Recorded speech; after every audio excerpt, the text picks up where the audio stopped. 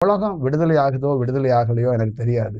நான் வந்து காமத்திலிருந்தும், பணத்திலிருந்தும் விடுதலையானேன்.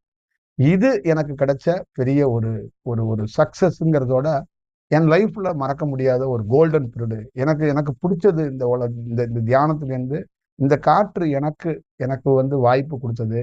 எனக்கு ஒரு வாழ்க்கை குடுத்தது என்னன்னா, மறக்க முடியாதது இந்த 2. இந்த பணத்திலேருந்து என்ன காப்பாத்தி, பணம் வேண்டாம். பணம் பணத்தினால இங்க எதையும் சாதிக்க வேண்டியதில்ல. பணம் தேவைப்படாது. பணமே கையில தொட வேண்டியதில்ல. என்னைக்குமே அது இல்லாத ஒரு சூழல உருவாக்கணும். அது வேண்டாங்கிறத அந்த இடம், அந்த சூழல சும்மா வார்த்தையா சொல்லாம, அந்த பயணத்துல ஒவ்வொரு ஆண்டுகளா, பல ஆண்டுகள் ஆயிருச்சு நான்லாம்.